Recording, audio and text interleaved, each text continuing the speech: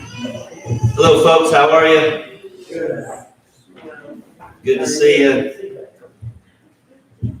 I hope everyone here is feeling well and will continue to feel well, and we'll get past, I guess, the things that are being spread around town these days.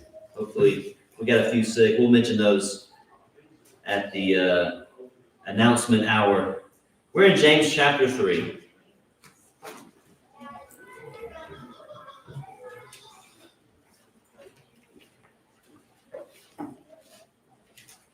If you're joining us online because you can't be here tonight, then welcome.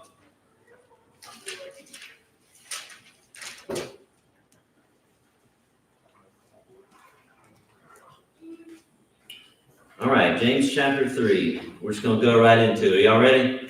Let's just get into it. Rick can see what we can see. Verse number 1. Says, my brethren, let not many of you become teachers, or you might see masters in your translation. Well, let not many of you become masters, knowing that we shall receive a stricter judgment. Now, teacher does seem to be, it's in the masters being in the sense of instruction. So teachers is a proper word, not saying that masters is wrong. The same word is actually in your King James Bible. The same original word is translated as teacher in other places. Like if you have a King James and you really want to look at this kind of stuff, Romans chapter 2 in verse 20 is one of those. An instructor of the foolish, a teacher of babes, I'm pretty sure it'll say it. So that's the same word as masters being translated here in 3:1.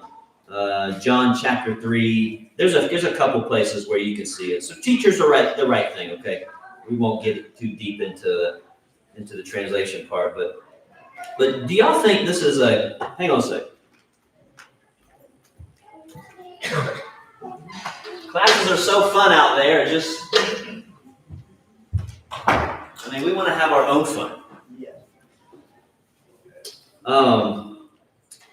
Do y'all think this is a surprising verse? When you think all the way back to when you first read this verse, was it shocking to you? What did you feel like? Why is that in there? And I only ask that because on some level, isn't every Christian supposed to be a teacher? Yeah, on some level. I'm not saying we all got to teach at a prestigious theological seminary or whatever or some university. We don't have to, but on some level, aren't we all teaching is a part of every Christian's life, right?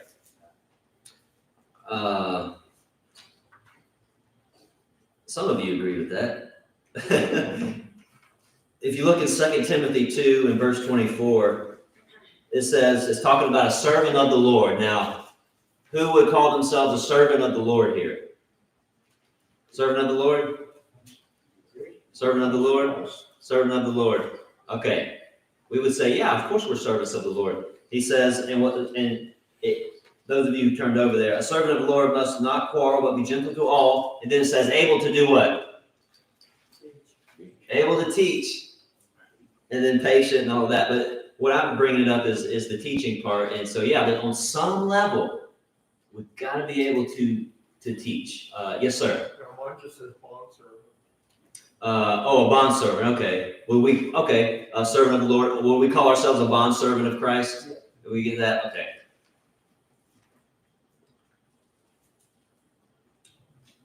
But then James is saying, yeah, you don't know. Think twice about doing it. Well, what's he saying there?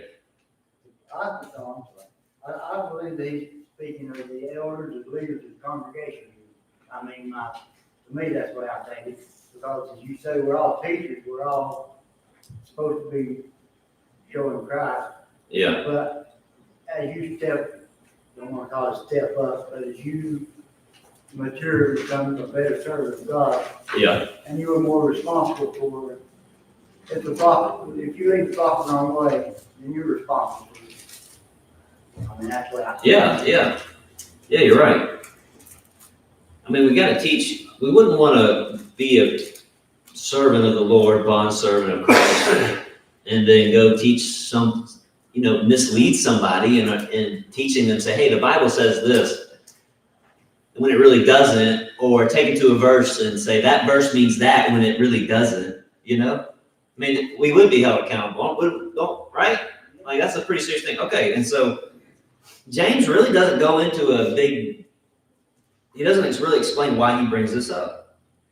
It kind of leads me to believe that there's something going on, that there's some problem within these congregations that these Christians are having to deal with, and he knows about it, and it involves teachers, it involves words, which he's going to get into this chapter, and so he's just dealing with it. And he's really saying how important it is to be in a teaching position or some kind of leading position. And we might note that he includes himself in this, right? He says, knowing that we shall receive. So he recognizes, okay, he's not, I'm preaching to myself here. I understand that I'm a teacher too, and I need to take this seriously as well. So they were having some internal issues in these congregations. We ought to have picked that up already from the last chapter, right? Because about the partiality, don't be doing that. Don't be showing partiality. Holding holding the poor down and exalting the rich when, favoring one over another. And if you have read ahead, you'll see some more problems coming out. Chapter 4 and verse 1, he says, where do wars and fights come from among you? Right, so they're having some issues. Perhaps, what do you think? You think some teachers were involved? Some of the leaders of the congregations were involved in some of these internal issues that they were having? I mean, that makes sense to me. I mean, but even outside of this, outside of the book of James, don't we know that people in leadership positions can cause a lot of problems for certain groups? They sure can. They sure can. And so probably maybe some of the leaders, some of the teachers, some of the Bible class, some of the preachers or evangelists, however they would classify the ministers, were probably in the middle of some of this stuff. And also, you gotta think, any kind of teacher, now I think this goes more so in the first century, especially among the Gentiles, among the Greeks, that teachers, if you presented yourself at least as a teacher, you could be this philosopher goes up on Mars Hill and just talk a bunch of gibberish, and at least look like you know what you're talking about, right?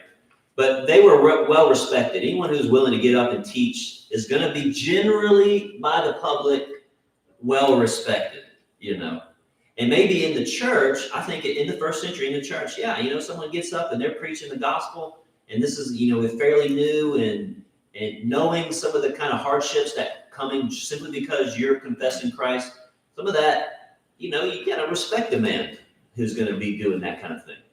And so maybe, do you think, and tell me if you think it still happens today, that some people just kind of want to stand in behind pulpits simply for the recognition, because they know that people look at kind of probably exalted and hired it a little bit where they shouldn't, but they look and they respect someone who's going to get behind and teach and speak with authority and whatever it is, right? So you think some of these Christians were doing that? Is it possible? And he's saying, look, hold up, pump the brakes, be careful, don't let not many of you become teachers. Better think about why you're doing this. Go ahead. Well, to lead on into this chapter, he goes to tell us what it's all about. It's about the tongue, it's about the little cliques here and yonder that's kind of fighting, separating. Mm-hmm. Yeah. Which our words will do that, right? The words will divide us pretty quickly. I read that's what I took it at. He was just addressing the whole, he just drags it out wide open. Yeah. I mean, you think preachers today just preach for the money? Some do. Some do. I mean, to me, that's pretty obvious. You can't really know. No preacher out there is going to say that. But man, some of them, don't talk about the TV guys. I told y'all about the guy who used to preach in front of a big $100 bill, right? I wish I had a picture of that. I just thought of that. Okay, so that's a real thing. I'm not making that up. But of course he's saying the $100 bill can be yours, Oh, yeah. kind of thing. It's the prosperity gospel kind of stuff. But man, those guys, I got a watch, but those guys have watches. If you know what I mean. Yeah. Ta-da! They got the bling. And they preach for the money. It's not. Okay, but so in the church, probably not going to be getting a lot of money in the first century church, but you will get the recognition. You will get bumped up a couple notches on the ladder there by people because they're going to respect that. And some were wanting that recognition when they really didn't have the ability, they really didn't have the character, they didn't really have the knowledge to be teaching. So they're kind of thrusting themselves into these teaching positions when they really shouldn't have been there. And maybe they're causing division because of it. They don't know what the right words to speak. They don't have the character. They're speaking awful words, which we're going to get into. And so James is saying, you better think twice about becoming teachers. Don't you realize what you're doing? You'll be in way more trouble than you already are. Go ahead. Yeah, but the apostles, they had that problem with them because they wanted to know who was going to be the highest, Oh, sure, among them. Yeah. They wanted to know who was going to be. So I tell you, you got to take a step up, and they was wanting you. Yeah. And that was the apostles. Yeah. James and John, I think. Yeah. Who's going to be the greatest? And Jesus had to teach them and correct them. Yeah. I mean, if you read in 1 Corinthians 14, have y'all read 1 Corinthians 14 lately? About all the tongue speaking and the speaking out of turn and all of that? Man, what a chapter. It's wild. But obviously there in that congregation, in the Corinth congregation, some were wanting to speak to the assembly when they should not have. And that's at least one takeaway we can get from 1 Corinthians 14. And that led to confusion, that led to some chaos, and that's not what the church is about. God's a God of order, right?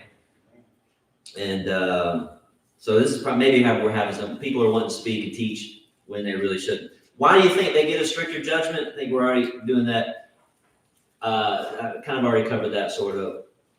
Well, tell me, give me a reason why do they get a stricter judgment? Now, so we've said James is saying you will get one, but why? It's important for the truth to be taught.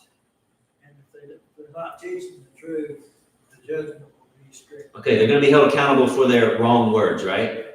Eddie? Yeah, pretty much the same thing. They're Okay. going to answer on behalf of what they said and put out there. Yeah, it can't be misleading Yeah, people. if you lead them wrong, you're going to have to answer for that. Yeah. And I imagine that some would mislead someone accidentally. You think that happens? Okay, but like if you realize how serious, but now in the religious sphere, if you realize how serious that is, don't you want to make sure what you're teaching is right? Like you really want to make sure you're teaching the right thing, because if it's wrong, boy, you can if that's not fixed before you leave the world, I just wouldn't want to be you, But then you have, I think, people who, and still today, I'm so positive, they purposely mislead people. Yes. And probably for the gain that they get from it. They got too much to lose if they stop preaching that kind of stuff. So a teacher, what y'all are saying is a teacher affects more than themselves, right? Yeah. Right, okay. And there's got to be some edification that comes from the teachings too, right? You can't just get a teacher up here and just blah, blah, blah, blah, blah, and no one's being taught. Teachers must teach, right? You can't go into the public school system. Well, maybe you can, I don't know, but can you go into the public, should you be able to go into the public school system and just teach a bunch of blah and remain as a teacher? You shouldn't be able to. I'm a little removed from the public schools, but I don't know. I thought, even when I was in high school, I thought, what's this guy talking about? Like, he should be just, waving the stop sign for the crosswalk or something. 14:26. 1 Corinthians 14:26. And he's talking about what's going on in the assembly. Everybody wants to talk and show their miraculous gift. And he says, how is it then, brethren? Whenever you come together, each of you has a psalm, has a teaching, has a tongue, has a revelation, has an interpretation. And he's not saying that's wrong, but then he says, let all things be done for edification. Don't come in here and just spout it off whatever you got. There's got to be some order to it. No one's learning anything. If you're going to teach, you got to make sure that people are being taught and properly, and there needs to be some edification, right? So our words have results. Our words can result in great things. Our words can have bad consequences, right? All right, then in 10:2, look, not many of you become teachers. Teachers are going to receive a stricter judgment. Mainly because, one reason would be because God doesn't want pride in the church, right? Doesn't want pride in the church. If you're teaching with the wrong motives, self-serving motives, then you got a pride problem, and you're serving yourself and you're not serving the Lord. You're not serving the church. You're not serving the people. And the Pharisees had a problem. You go to Mark chapter 12 and read where the Pharisees had a problem with that, and we know that, right? Because we've read the Gospels. Turn over with me real quick. Let me get off, and then I'll get off this verse here, unless you guys have more comments. 2 Timothy chapter number 2.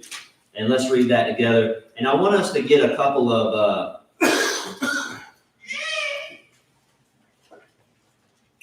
requirements for teachers. 2 Timothy, I'm first. 2 Timothy 2. And verse number 2. How about, Rick, would you like to read that for us, brother? The things which you have heard from me in the presence of many witnesses, entrust these to faithful men who will be able to teach others also. Okay, good. Yes, thank you. All right. Now, there's two things I want you to see there. Okay, well, one, Timothy, Paul's writing to Timothy. Timothy, you got a job to do. You got a lot of things to do. One of them is you need to be passing along this information. You need to be teaching men so they can teach other people. He was to establish teachers within the congregations there, and two qualifications that we just read of these teachers. They needed to be faithful. Y'all see that? Can't just have any man do it. And then they needed to have ability. You see that? So faithfulness and ability. All right. Two qualifications for teachers. What do y'all think about that? Let me say this. Let me just throw this out there and see if you agree or disagree. People don't need to be teaching if they're not faithful or they don't have the ability to teach. Now, what do y'all think? Everybody's good with that? Okay. You should stand in front of the crowd and raise blocks without having the knowledge and the faith of our Christ. Okay. Anybody disagree with that? No, because the same to me, the same thing applies. I don't want an unfaithful member serving the Lord's Supper. Okay, yeah, so that's that's a leadership role, and I would agree that unfaithfulness shouldn't have any part to do with our worship. And when we say that, we're not saying that unfaithful people can't come in. We welcome visitors all the time, and a lot of times we have no idea what their spiritual status is with God. But we have open doors here.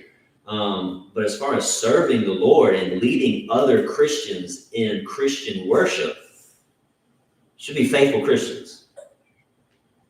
Right? Amen. Okay, yeah. You can't just throw, if you wouldn't throw, and this is one of the issues I got to deal with at the prison. Because this is why I pulled back a little bit from the prison. Partly because I'm not really quite sure how to handle it in the right way. I know what to do, I just don't know how to do it properly. It's because those guys in there, they are lost. Most of them are lost. But boy, do they want to lead because they feel like they should be able to. I've been leading songs up there sometimes, and a guy will just get up. And he's like, he just gets up, he's going to lead in front of like 30 guys.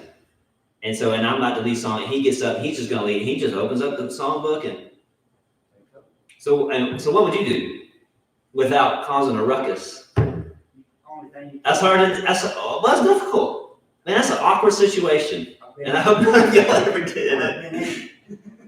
Yeah, okay. Well, I remember remember going to the nursing home one time back home, and this little old lady came out, and she was gathering all these, she probably had no clue who everybody was. Do you remember that? And she's like, I want to pray. We're going to pray. Let's have a prayer together. And she's just grabbing us all together. And now we find ourselves standing in this circle, and this little old lady is just busting out in prayer. What do you do? Exactly. What do you do? It's a very awkward situation. Of course, though she's probably probably lost. Most likely. Of course, I didn't know because I wasn't asking her. Wasn't there to see her, but we saw her anyways. And she's, of course, this gets into the woman leading in a public prayer. It was very uncomfortable for me. Well, back to the inmate scenario. Since you've been in that with that group of individuals, and that person that had gotten up and started leading the singing, did you convert that person? Did you baptize that person? No. Then, No. then I studied with him, but no, he wasn't. Okay, then that would be very, very trying to say, sit down. Yeah, which I did not do. Yeah. I led singing. and he led right on. I guess he stood right there along with me. He just did his thing.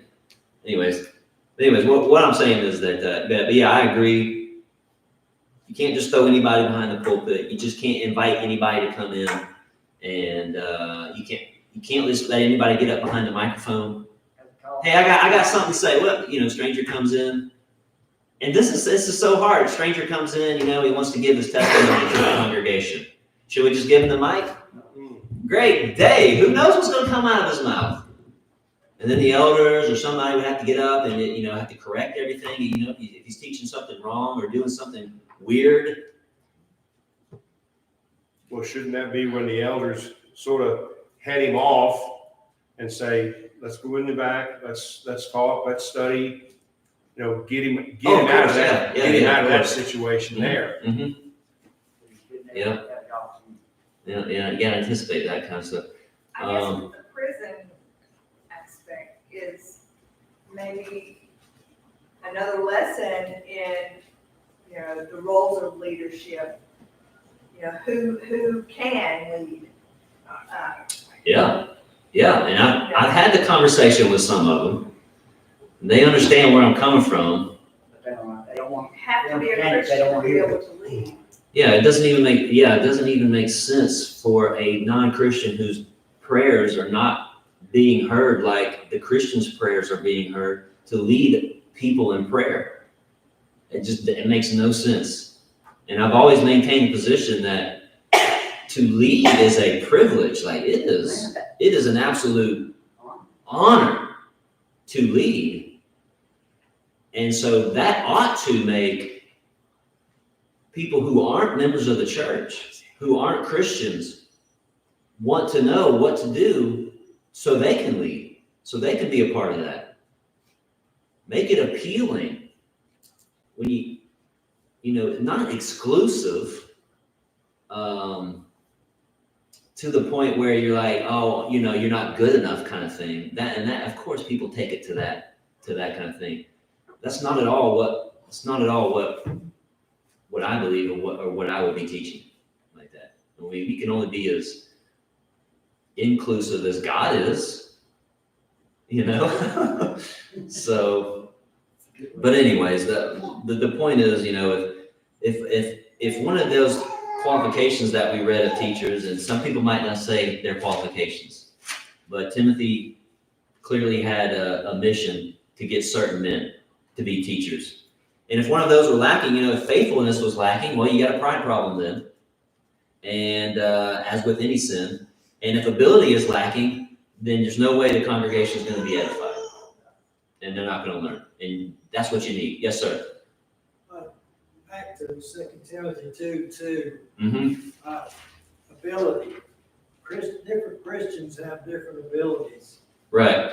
A Christian should be able to tell someone the plan of salvation. Maybe not able to talk about the hard matters of leadership Yeah. but, You should be able to tell someone how to be saved, right? yes, Man, yeah. That's where the talents come in. That should be a, Talents. yeah. And we all have different talents. And of course, we're not saying that we shouldn't work on developing abilities. You know, someone might be down here as far as their ability to teach, but in a certain amount of time with the right tutelage and the right examples to follow after and whatnot in their study, they get up here and they're like one of the greatest gospel preachers to ever live, right? And so we should be fostering that kind of stuff within our congregations. But to just throw anybody up there, and I know y'all all agree, just throw anybody up there and just say whatever they want, that's just not a good idea. Yes, ma'am. Just to kind of, sometimes I feel like, because I find myself, I've done this before, is saying, well, sometimes we have to define what it means ability. Like if you are able to teach the truth, you might not be skilled because that comes with practice. Okay, yeah. But the ability doesn't mean that you're going to be excellent. You're not going to be the best speaker. And so sometimes we might say, well, I'm not the best person for that job because I can, but it's just not, I'm not good at it. And so we will refrain from doing certain works or teaching in this aspect because we're like, well, I'm just not good at it. Well, that's not what we're saying here. That's not saying you have to be skilled at it. It's just saying you have to be able to teach the truth. And as long as you're teaching the truth, the skill will come with practice. Yeah, I think so. Yeah, I think you're right. Yeah. And of course, yeah, we're definitely not saying this to discourage anyone from attempting to get in a classroom or get up here. We should be encouraging that kind of thing. What's that? No one's the best at the beginning at Yeah. anything. Yeah, that's right. That's exactly right. Yeah. I mean, there's no way I would be, not that I'm somebody, because I'm not, but I would not be here if it weren't for other Christian members of the church encouraging me and pushing me and almost twisting my arm to get up in front of people. Because Meg will tell you, I didn't want to do it. And I made some public mistakes behind the microphone. And I said something that I should, it was meant the right way, but it could have come across to somebody else like, ooh, that ain't right. And so I had amazing friends and elders to pull me aside and be like, hey, that one thing you said, didn't really, and I was like, oh yeah, that's right. Yeah, I kind of messed up, And so I took my bumps and, but it's not like they cast me aside and never let me do an invitation again or whatever it was, that they corrected me. They pulled me aside like Priscilla and Aquila. Priscilla and Aquila did with Apollos. They pulled me aside and taught me a little bit better way. And then, they throw me back out there. And Apollos went on teaching as well, right? And so, but yeah, maybe there's a fine line, and of course it's all up to the elderships, the leaders, they would determine. That's why we put them elders in their position in the first place, because we trust they have the wisdom to do what's right and to bring people along and to put people where they best serve the Lord's church. Dean, do you have a comment? I was just going to ask if we're competent to teach and we refuse to, would we then would we not meet the criteria, the first criteria? Would we be considered Faithful. Yeah. If you're ignoring an ability to serve. Yeah. Well, I mean, I guess Matthew 25 in the parable of the talents kind of speaks to that, right? Yeah. Whatever God has given you, if you don't use it the way God wants you to use it, then it sounds like we're going to get in some trouble. Yeah. It's hard to be faithful, But sometimes it just takes a little encouragement to kind of awaken the talent within us and realize, all right, let let me put myself out there and teach a class, or put myself out there and sign up for this thing, or whatever it may be, or say a prayer, or lead a song, or whatever it is. You know. Sometimes it takes that. I mean, shouldn't this be, we're a family? You know, I hear Yeah. Tom say it all the time. If we are, well, then let's treat each other like family members. Yeah, let's give You know, each other some grace, you know? Well, yeah, you know, let's encourage our young people that are baptized that have never been up there. Yeah. You know, instead of them sitting back there guarded by some individual, let them up there on a Wednesday night, or let them up there on a Sunday night. I mean, you know, Dean's a good example. Little Parker, he goes up there. Mm-hmm.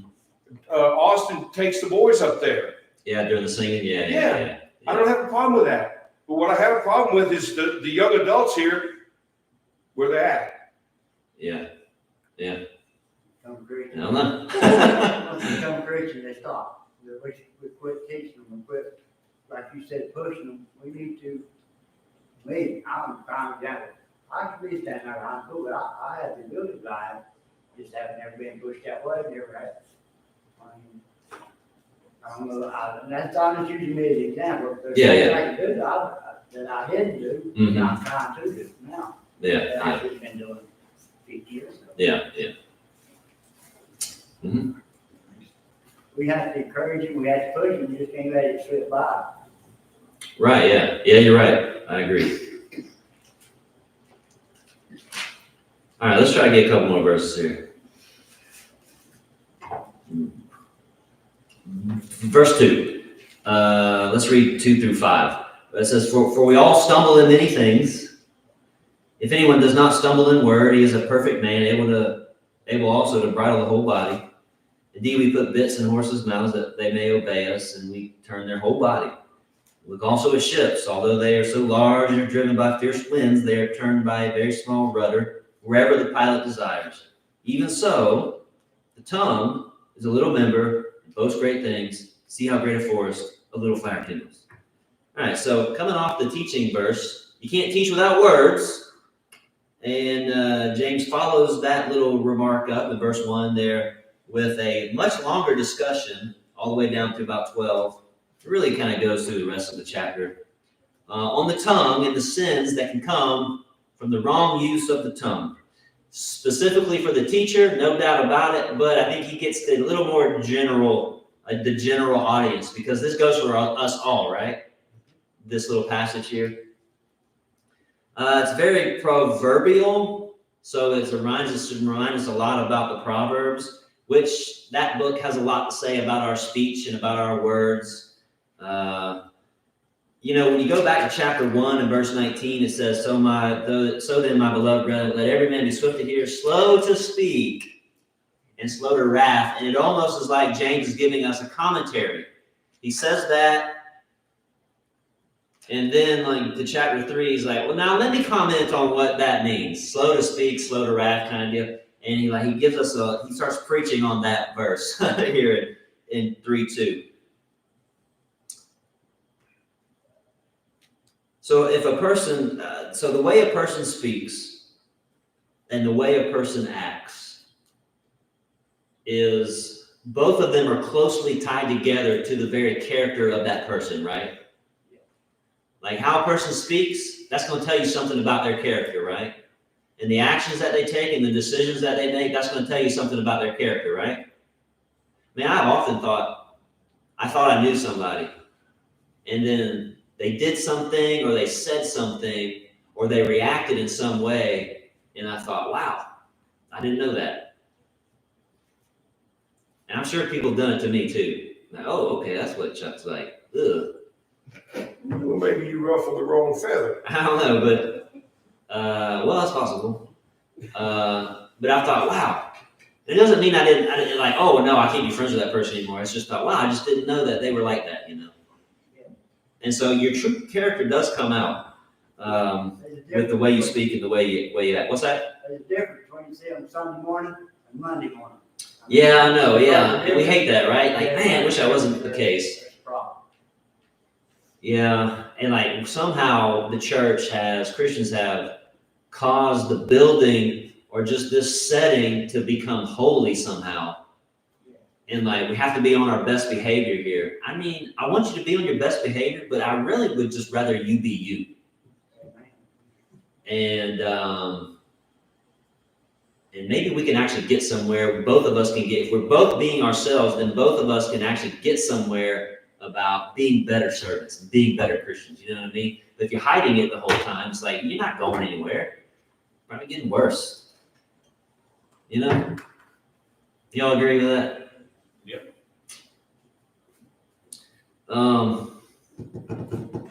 So if a person is able to hold their tongue, and remember, he's going in, the tongue is a little member of both great things. Look at the fire that a tongue can torch.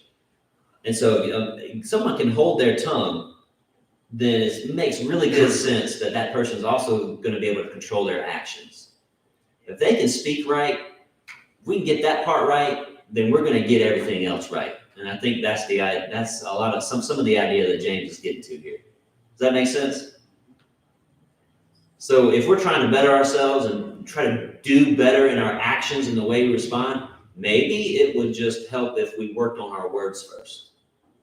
And then maybe everything else will come a little bit easier. Not that it won't be hard work, but to make the right decisions and react in the right way. But if we've got our speech right, when we speak with grace, and our speech needs to be seasoned with salt, and we're not letting any corrupt words come out of our mouths, Colossians and Ephesians, then our actions will hopefully follow. It will be easier for our actions to follow. Right? Does that make sense?